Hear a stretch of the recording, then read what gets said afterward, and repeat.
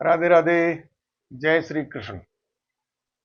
तो मित्रों, आज हम अपनी आध्यात्म की जो यात्रा है उसका 34वां एपिसोड अपन देख रहे हैं।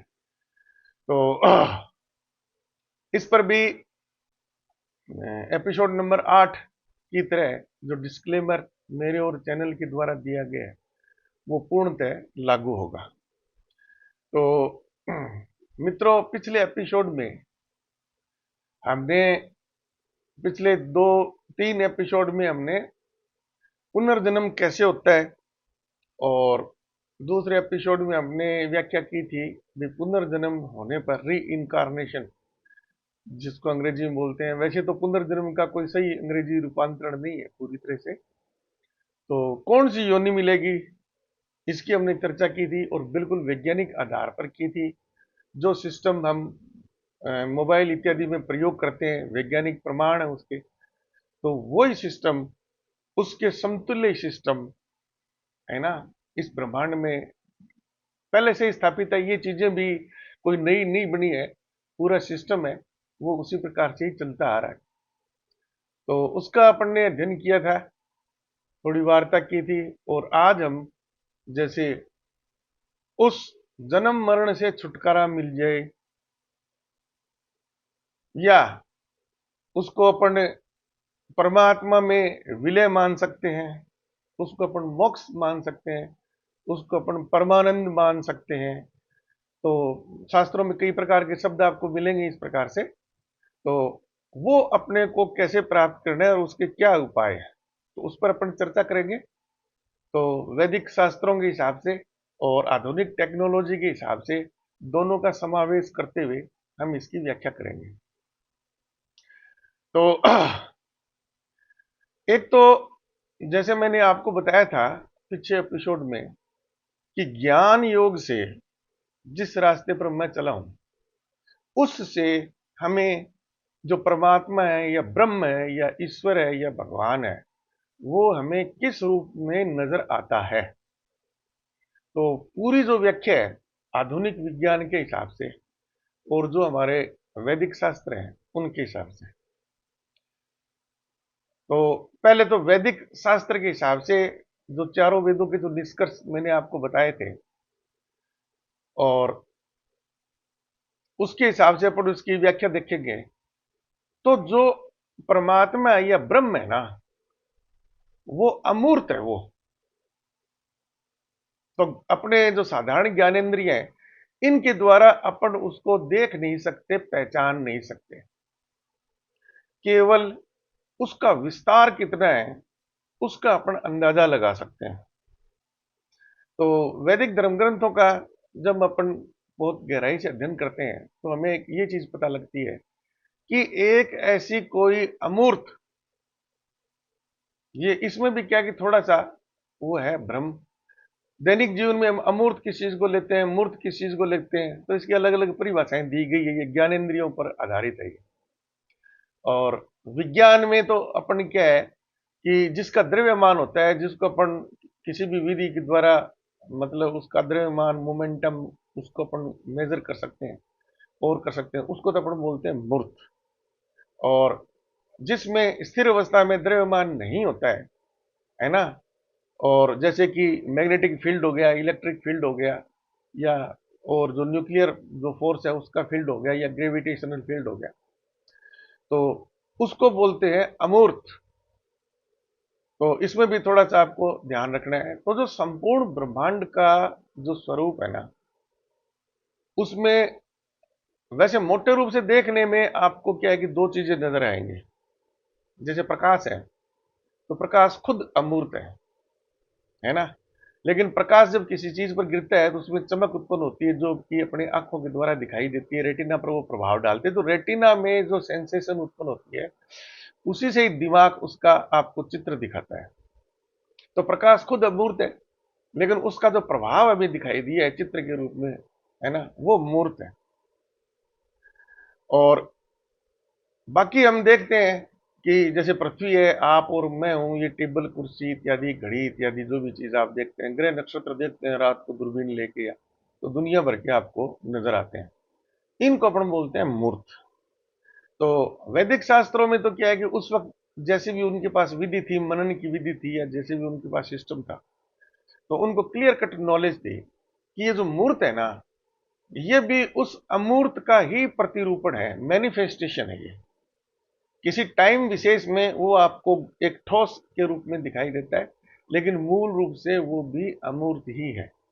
और इसका स्पष्ट जो विभेद वो आदि शंकराचार्य का जो क्या नाम अद्वैतवाद है ना, कि भाई ये सारा ब्रह्मांड है ना, ये ब्रह्म है, और जो भी चीजें हमें जैसे मैं हो गया या मूर्त रूप में दिखाई देती है, वो उसकी माया है। माया शब्द उन्होंने प्रयोग किया, यानी उसका मैनिफेस्टेशन है। और विज्ञान में भी बिल्कुल हूबहू ऐसी ही जानकारी हमें मिली है डाटा के रूप में। तो जो फोर्स फील्ड है ना, वो ही क्या है कि कुछ विशेष परिस्थितियों में हमें ठोस रूप में या मूर्त रूप में नजर आते हैं। जो आधुनिकतम जो स्ट्रिंग स्ट्रिंग थ्योरी है ना, वो स्ट्रिंग स्ट्रिंग थ्योरी का मतलब जो फोर्स फील्ड है ना, उसकी वो ऐसे रस्सियों की तरह वो उन्होंने बनावट मानी है कि भाई वो एक विशेष प्रकार की सूक्ष्म तरंगे है। वो जो एक एक रस्सी है वो सूक्ष्म तरंगे, उनकी खुद की आवृत्ति है, और वो विशेष परिस्थिति में जब मिलती है तो उसका जो प्रतिरूपण है ना, मैनिफेस्टेशन है, वो आपको प्रोटॉन इलेक्ट्रॉन जो बाकी और फंडामेंटल पार्टिकल्स हैं उसके रूप में नजर आते हैं, और उसी का ही फिर बड़ा रूप है, वो एटम बन जाता है, फिर मॉलिक्यूल बन जाता है, फिर ये सारा ब्रह्मांड जो पंचभूतों से हमें निर्मित नजर आता है ना, वो उससे निर्मित होता है। तो उसमें भी मूल रूप से जो अमूर्त चीज है ना, जो फोर्स फील्ड, तो आधुनिक विज्ञान के हिसाब से इस पर जब अपन मनन मनन करेंगे तो संपूर्ण ब्रह्मांड है ना, ये एक फोर्स फील्ड है। उसी को ही परब्रह्म कहते हैं।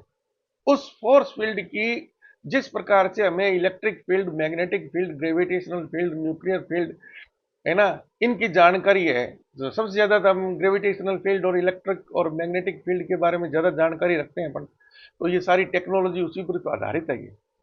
लेकिन अभी बहुत से ऐसे अज्ञात फील्ड है जिनका भी पता नहीं है, वैज्ञानिक खोज में ही लगे हुए हैं, तभी तो ये स्ट्रिंग थ्योरी वगैरह इस प्रकार से आगे बढ़ रहे हों। तो इन सब से ही, इन सब का जो मूल है, जैसे वैज्ञानिक अभी ये मानते हैं भी कि जो स्ट्रिंग थ्योरी है ना, जो स्ट्रिंग्स हैं वो क्या है कि सभी फील्ड्स का ओरिजिन है वो, और उसी से ही ये मैग्नेटिक फील्ड इत्यादि सारे बनते हैं।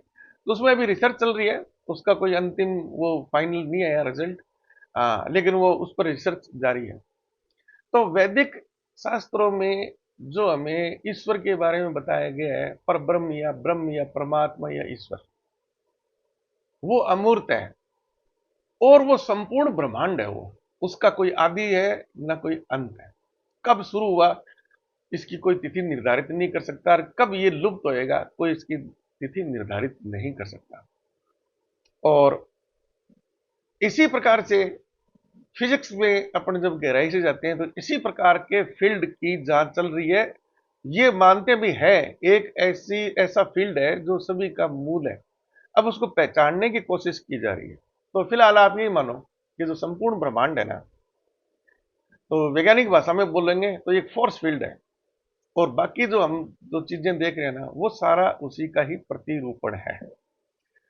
अब इसमें एक चीज और आपको स्पष्ट वो मैं कर देना चाहता हूं कि इसमें ना नई चीज कुछ भी नहीं जुड़ रही। जिस वक्त इसकी उत्पत्ति हुई थी वो वैसा का वैसा ही है। जो भी सिस्टम है, जो भी साइंस का ज्ञान है इत्यादि, वो उसी टाइम से ही एग्जिस्टेंस में है। मानव अपनी प्रवृत्ति के हिसाब से, खोजबीन के हिसाब से, उसमें उसने शुरुआत की थी पहिए से, और चलता चलता चलता आज इस स्थिति में पहुंचा है। ठीक है ना। तो केवल हम जो पहले से एग्जिस्टिंग चीज है, पहले से अस्तित्व है, केवल उसकी जानकारी हम प्राप्त कर रहे हैं। हम जैसे अब ये टेक्नोलॉजी जो बनाई है मोबाइल इत्यादि की, जो बाकी अस्त्र शस्त्र आप जेट वगैरह रॉकेट वगैरह देखते हैं ना, ये कोई नई चीज नहीं है। हमने उसी को ही खोजा जो पहले से अस्तित्व में था, और उसको हमने टेक्नोलॉजी या इंजीनियरिंग के द्वारा मानव के हित के या अहित के रूप में उसको हमने डेवलप कर लिया। उसके बहुत ही छोटे से भाग पर हम कुछ सीमा तक नियंत्रण करके ना उसका हम आज उपयोग कर रहे हैं। तो जो अंतिम ज्ञान जो है ना, वो तो अभी आगे पड़ा है ना। तो उसी प्रकार से वेदों शास्त्रों में परब्रह्म की व्याख्या की गई है, अलग अलग वेदों के अंदर से, फिर गीता में उसी प्रकार से। ठीक है ना? तो अंत में सब वेदों का इत्यादि का सार है ना, वो एक आपको गीता में मिल जाता है। तो कृष्ण भगवान जब अर्जुन को बोलते हैं कि ईश्वर क्या है, या ब्रह्म क्या है, या भगवान क्या है ना, तो वो एक ही शब्द, एक ही वाक्य बोलते हैं, अहम ब्रह्मास्मि, कि मैं ही हूं वो पर ब्रह्म। अब मैं का मतलब दोनों चीजें हैं उसमें। मेरा जो बॉडी है, फिजिकल बॉडी है, वो ये सब है जो आपको आंखों से या मूर्त रूप में दिखाई दे रहा है। और मेरी जो चेतना है ना, मेरी जो आत्मा है, मेरी जो चेतना है, वो उस सब का अमूर्त रूप है। उसी का ही प्रतिरूपण है जो फिजिकल बॉडी है। और उस चेतना में जो सिस्टम बना हुआ है ना, उसमें कोई परिवर्तन नहीं हो रहा, वैसा का वैसा वो वैसे ही काम करता है। उसी का ही थोड़ा सा भाग लेके हमने मोबाइल फोन इत्यादि के आर्टिफिशियल इंटेलिजेंस और ये 3D इमेजिंग सिस्टम वगैरह, और जो पीछे की आवाजें सुनने के भूतकाल में कोशिश करेंगे, पीछे के चित्र वैसे के वैसे देख लेंगे, और इत्यादि जो रिसर्च चल रही है ना, वो उसी सिस्टम में पहले से मौजूद है। उसी की ही हम खोजबीन कर रहे हैं। ठीक है ना? तो ये जो संपूर्ण ब्रह्मांड है ना, ये जब से उत्पन्न हुआ है तब से आज तक उसी प्रकार से है। और इसकी जो पूरा सिस्टम जो बना हुआ है ना, जैसे कोई भी उपकरण, जैसे मोबाइल है, ये कैसे ऑपरेट करता है, कैसे वीडियो रिकॉर्ड करता है, तो इसके अंदर सारी चीजें हैं, बाहर से कुछ नहीं आ रहा, और उसी के अनुरूप ये काम करता है। तो वो सिस्टम है ना, उसको बोलते हैं चेतना। तो ये ब्रह्मांड भी चेतन है, और इससे उत्पन्न सभी चीजें है ना, वो भी चेतन है। मिट्टी विट्टी आप और हम सब एक समान है, कोई इनमें फर्क नहीं है। जो सिस्टम में कोई फर्क नहीं है, उसी एक सिस्टम से ही सब गवर्न गवर्न होते हैं। अच्छा, फिर क्या है कि इससे क्या है कि लोगों में थोड़ा सा भ्रम उत्पन्न हो जाता है। वो कहते हैं कि जयसिंह जी, आप जो बता रहे हो ना चीज, वो तो क्या है कि एक बहुत ही सुखी, बगैर रस वाली, एक सुखी, एक सीधा ही एक ज्ञान हो गया, सुख का पाकर ज्ञान। उसमें तो फिर ये जो मानव योनि में हमने जन्म लिया है, खुशी है या और है, तो इसमें खुशी हम कहाँ ढूंढेंगे, आनंद हम कहाँ ढूंढेंगे, और ये ढूंढेंगे। तो ये चीज ना, अब क्योंकि पीछे आपको काफी, आज ये अपन 34वां एपिसोड रिकॉर्ड कर रहे हैं, तो पीछे आपको इस संबंध में मैंने काफी आपको बताया जा चुका है। अब बाकी क्या है, इस पर मनन करने की जरूरत है ना। इसका सही निष्कर्ष आप एक ध्यान लगा के बैठेंगे ना, सोचेंगे इसके बारे में, तभी आपको पता लगेगा। और कोई जरूरी नहीं है आप मेरी तरह से ध्यान लगा के बैठे, आप बस में चल रहे हैं, आपको और कोई काम नहीं है, या और किसी काम में जब फुर्सत में आप, है ना, तब भी क्या है कि आप इसके बारे में चिंतन, मैंने भी ऐसे 35 साल में ऐसे ही चिंतन किया था इन सब चीजों को, इसी प्रकार से अध्ययन किया था। अब मैं वानप्रस्थ आश्रम हूँ, मेरे पास टाइम है, मैं ऐसे बैठ भी सकता हूँ 2-2 4-4 घंटे, है ना। मुझे कोई कहने वाला नहीं है भी कोई मेरे बच्चे भूखे मर रहे हैं, या कोई मेरा बिल, बिजली का बिल भरना है, या इत्यादि। तो आज आज की स्थिति में जो भी आपका आश्रम है, ब्रह्मचर्य आश्रम हो या गृहस्थ आश्रम हो, तो इन दोनों में तो क्या कि केवल एक आपको डायरेक्शन देखनी है कि भाई मेरे को ना अंत में कहाँ जाना है। बाकी आप अपने दैनिक जीवन के क्रियाकलापों में उसी प्रकार से व्यस्त रहो, ज्यादा टाइम बर्बाद करने की जरूरत नहीं है। ज्यादा टाइम, हाँ, धीरे धीरे अपने आप ही एक आपके एक दिशा स्पष्ट होती है, तो अपने आप ही ज्ञान का संग्रहण आप करते हैं, और आपका एक बहुत अच्छा मनोरंजन होता है ना। फिर ये जैसे जैसे उम्र आपकी बढ़ती है ना, तो ये फालतू के जो मनोरंजन है ना, वो आपको मिथ्या लगने लग जाते हैं। शरीर के हिसाब से आपकी जीभ का स्वाद भी बदलता है, ज्ञानेंद्रियों की वो है, वो भी क्या तृष्णा, वो भी इस प्रकार से परिवर्तित होती है। जैसे बच्चे थे वैसे आज हम नहीं है, कल और ज्यादा उम्र होगी तो तब हमें और परिवर्तन हो जाएगा। तो ये जो चीजें है ना, कि ये खा लूं वो पी लूं वो, ये एक टाइम फ्रेम के हिसाब से ये चीजें बदलती रहती है। तो इसमें आनंद आपको कहां पर आएगा, जब आप इस प्रकार से सोचना शुरू करेंगे ना, तो अपने आप ही क्या है कि आप में एक विशेष प्रकार की ऊर्जा आ जाएगी, क्योंकि आपका दिमाग का कंफ्यूजन है ना, वो दिन प्रतिदिन दूर होता जाएगा। दैनिक जीवन की समस्या आएंगी, तब भी क्या है कि आपको ना बिल्कुल एक क्लैरिटी रहेगी कि भैया मेरा कुछ बिगड़ता नहीं है, मेरा कुछ कोई नुकसान नहीं कर सकता। ठीक है, पीछे मैंने कोई बुरे कर्म किए और कर्म किए, तो उसका फल भी मेरे को ही भुगतना है, और उसका पश्चाताप करो, या किसी को कोई धोखा दिया है, कोई बेईमानी से पैसा लिया है, या किसी का आत्मा दुखाई है, या किसी भी प्रकार का आपको आत्मग्लानि हो, यार ये मेरे हाथ से गलत काम हो गया, या मैंने इसके बारे में गलत सोचा, तो उसका यहीं पर ही ना क्लियर कर दो सारा हिसाब किताब। तो आप क्या है कि उस आत्मग्लानि से मुक्त हो जाएंगे। तो वो जो वायरस टाइप जो डाटा आपके दिमाग में इकट्ठा हो गया था गलत काम करने से, वो सारा क्लीन हो जाएगा। जैसे अपन मोबाइल में ना कोई अपने को जरूरत नहीं है, आज फोटो ली थी या कोई वीडियो लिया था और आपको लगता है भी ये मेरे मोबाइल में नहीं होना, तुरंत उस पर डिलीट मार के उसको क्लियर कर देते हैं। ये आप पर है, आप उसको डिलीट करते जाएंगे, आप उतनी प्रसन्नचित्त रहते जाएंगे। तीसरी चीज, तुलसीदास जी ने कहा था कि सकल पदार्थ है इस जग माही, कर्महीन नर पावत नाही।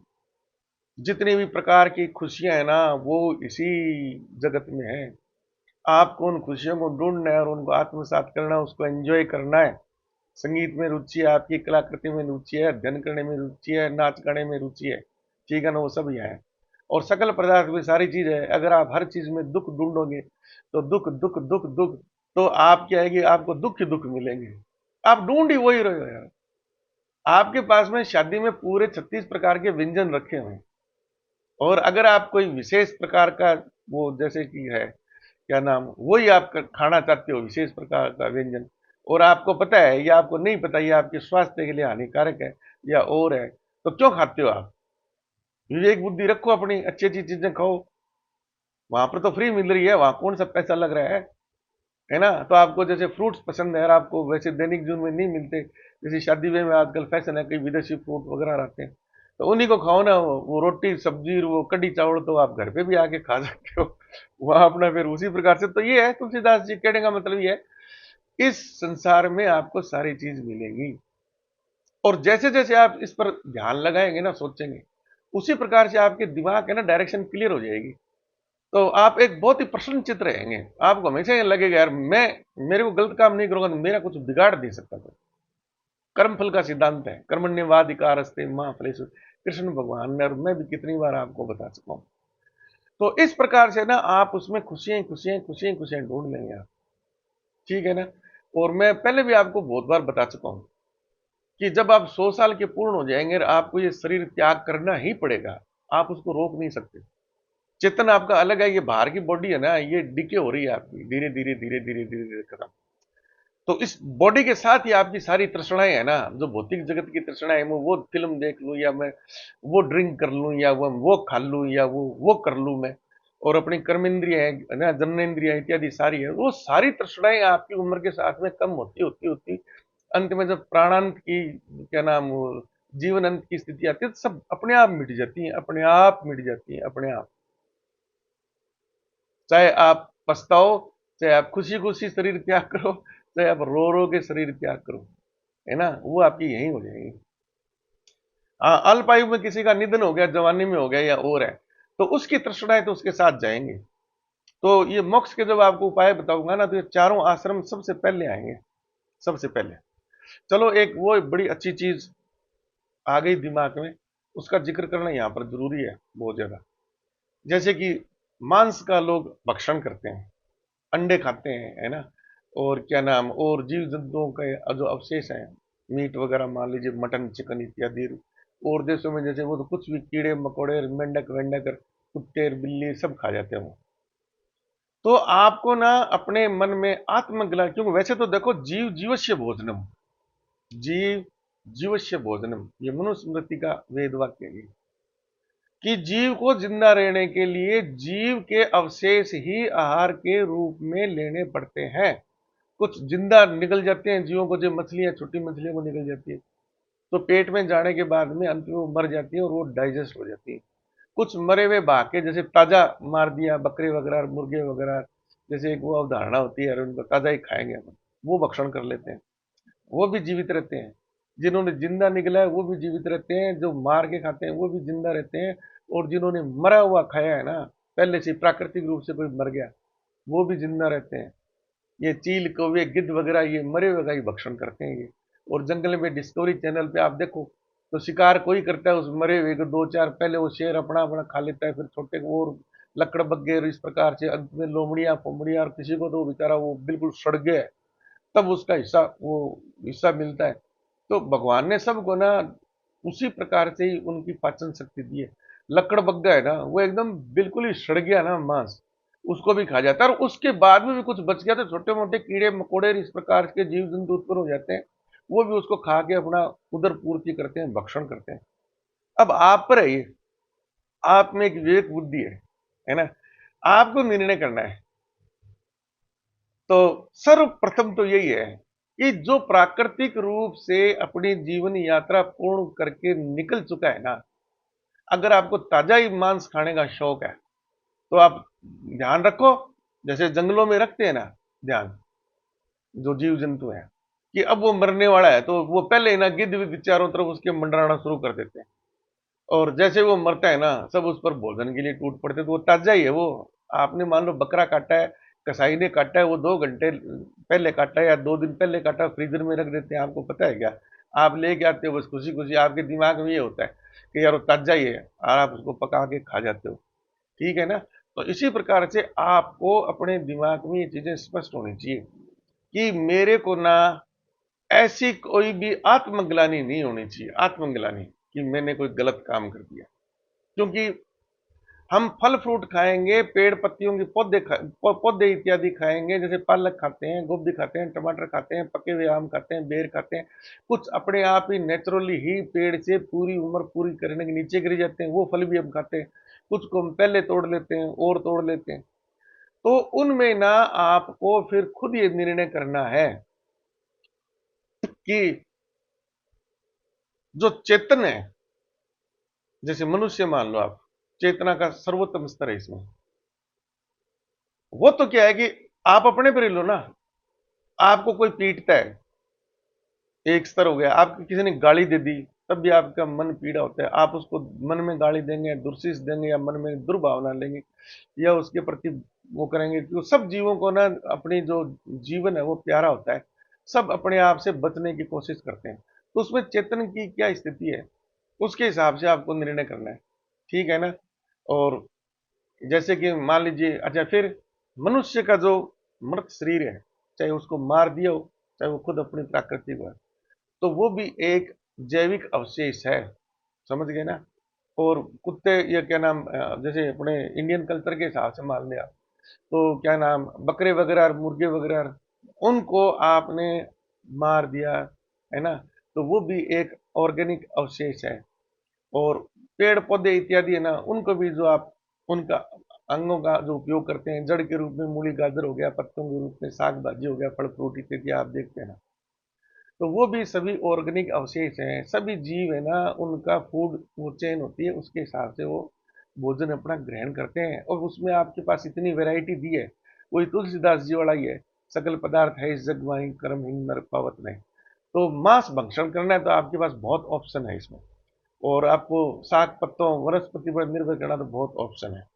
अब आप, अब जैसे पेड़ पौधों, जैसे शाकाहारी हो गए, वेजिटेरियन, तो हम ये देखते हैं कि पेड़ पौधे इत्यादि है ना, उसमें चेतन जीव तो उसमें भी है, चेतना उसमें भी है, लेकिन चेतना का स्तर है ना, वो इस ब्रह्मांड में जो, ये ब्रह्मांड ही तो रचयिता है, ये ब्रह्मांड ही तो परमात्मा है, उसने उनको उस हिसाब से ही बनाया है कि वो जब पेड़ से आप पका हुआ आम खाओ, तब तो बिल्कुल नेचुरली है, अभी पेड़ को कोई फर्क नहीं पड़ता, ना उस आम को कोई फर्क पड़ता है। और मान लो कि पेड़ से आपने तोड़ा है, तो जैसे मान लो कि आपकी कोई संतान है और वो अल्प आयु में ही उसकी मृत्यु हो जाती है, तो आपको बड़ी पीड़ा होती है। तो उस प्रकार की पीड़ा की अनुभूति उनमें ना वो स्तर नहीं होता, वो आपका वो जो है ना, तो आपकी क्या है कि एक मानसिक स्थिति इस प्रकार से होती है कि यार मैंने कोई गलत काम नहीं किया यार, ये पेड़ से जो फल है मैं नहीं खाता तो और कोई खाता नहीं होता, तो ये ऊपर वाला जो भाग है अभी जीव के रूप में उपयोग किया जा सके, बाद में थोड़े दिनों वो सड़ जाएगा, मिट्टी में मिल जाएगा। सड़ता है तो कुछ जीव उसको और खा लेते हैं, फिर वो लास्ट में खाद के रूप में जमीन में वो विलोपित हो जाता है। तो इस प्रकार की स्थिति में आपको क्या भक्षण करना है? अच्छा, तो वेदों के हिसाब से या अपना जो खान पान है उसके हिसाब से, अगर आप वेजिटेरियन है ना, तो वो कुछ गलत नहीं है, वो कुछ गलत नहीं है। ठीक है ना? और दूसरा, जो बेचारे बोल सकते हैं, चिल्ला सकते हैं जीव, है ना, जैसे मुर्गा पकड़ने की कोशिश करोगे तो वो भागेगा, तड़फेगा, वो चिल्लाएगा भी, और है, तो उसकी चिल्लाहट है ना, वो मनुष्य को प्रभावित करती है। तो जिन्होंने कभी मांस नहीं खाया है ना, वो तो उस घटना को देख ही नहीं सकते, वो इतना विचलित हो जाते हैं। और जो मांस खाते हैं ना, वो भी क्या है कि सभी एक तरह के नहीं है, वो अलग अलग उनकी स्तर होता है, अलग अलग स्थितियां होती है। जैसे आपने देखा होगा कि बहुत से ऐसे वीडियो उपलब्ध हैं जिनमें जो जो रात दिन मांस का ही भक्षण करते हैं ना, उनमें भी जो छोटे बच्चे हैं, अबोध बच्चे हैं, अभी वो दुनियादारी जानते नहीं है, वो केवल एक मानव रूप में क्रिया और प्रतिक्रिया उत्पन्न करते हैं। वो बिल्कुल शुद्ध है वो उनका अंतर में। तो जैसे घर में कोई मुर्गा पाल रखा है या कोई बकरी का बच्चा पाल रखा है, उससे उनका बड़ा लगाव हो जाता है, वो अपने जैसे उनको भाई बहन की तरह ही मानते हैं। और जब उनको ये पता लग जाए भी आज इसको काट के ना खाया जाएगा घर में, तो वो बच्चे है ना उसको बचाने के लिए मरने मारने की स्थिति में उत्पन्न हो जाते हैं। उनकी आत्मा इतनी तड़पती है। और इस प्रकार से अगर उसको काट दिया जाए और उसको पता लग जाए उसके सामने काट दिया है तो वो विचलित हो जाएगा। तो जब वो बच्चा इस प्रकार से विचलित हो सकता है तो हम तो पूरे परिपक्व हैं, बालिग हैं, हमें इस बारे में सोचना चाहिए कि यारो ये जो मुर्गा मैंने काटा है, ये बकरे का बच्चा मैंने काटा है ना, ये भी तो किसी के बच्चे हैं, नहीं है क्या? अगर आपको मुर्गा ही बकरा ही खाना है तो इंतजार कर लो थोड़ा यारो, कभी तो मरेगा वो, अमर तो वो नहीं है ना। जब वो मरे उस दिन अपना काट के खाओ ना, किसी की आत्मा नहीं दुखेगी, ना उसके माँ बाप की दुखेगी, ना क्या नाम खाने वाले की दुखेगी, ना उस बच्चे की दुखेगी जिससे उसका बड़ा लगाव है। वो अपनी प्राकृतिक मौत मर रहा है, तो मांस भक्षण कर रहा है, तो बायोलॉजिकली तो कोई फर्क नहीं है। वो नेचुरल डेथ मरा है या आपने गला काटा है ना, तो जो अवशेष तो वो तो सेम कैटेगरी के हैं, there is no difference at all. समझ गए आप? तो अच्छा, फिर आप अपने पर ही ले लो, है ना?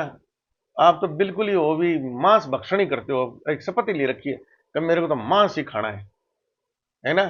तो जो आपसे शक्तिशाली होएगा वो आपके बच्चे का अपहरण कर लेगा, वो तो कहेगा मैं तो इसे ही खाऊंगा। आपको बर्दाश्त होएगा या उस बच्चे को बर्दाश्त होएगा? वो स्थिति उन पर लागू करो कि भाई इनके माँ बाप या जिस जीव की हम हत्या करने जा रहे हैं वो क्या सोचता है, वो आएंगे डाटा, समझ गए ना, आपके दिमाग में वो बिल्कुल बैठेंगे वो। तो मांस भक्षण है ना, वो आपको करना है तो उसमें आपको निर्णय करना है कि उससे ना उस उदर पूर्ति के लिए आप कितना एक गलत डाटा आप दिमाग में आ रहा है आपके, और वो आपके कर्म है, वो उसका फल भी ना आपको ही भुगतना पड़ेगा, आपको ही, दूसरा कोई नहीं भुगतेगा। ये भी आपके दिमाग में ये चीज है ना बिल्कुल स्पष्ट हो जानी चाहिए। कर्म फल का सिद्धांत है ना, कॉज एंड इफेक्ट का सिद्धांत, कार्य कारण का सिद्धांत, ये एक ही चीज है। ये 100% 100% 100% लागू होते हैं, ये परमात्मा के उस परब्रह्म की उस चेतना के नियम है ये। ठीक है ना, इन नियमों का आप उल्लंघन नहीं कर सकते, क्योंकि उस परब्रह्म का जो ब्रह्मांड रूप है उसमें आपका भी हिस्सा है, आप भी तो उसका हिस्सा ही हो। ठीक है ना? तो एक बार तो अभी इस टॉपिक को अपन यहीं रोकेंगे। धन्यवाद। वीडियो को अधिक से अधिक लाइक कीजिए, शेयर कीजिए, सब्सक्राइब कीजिए। धन्यवाद।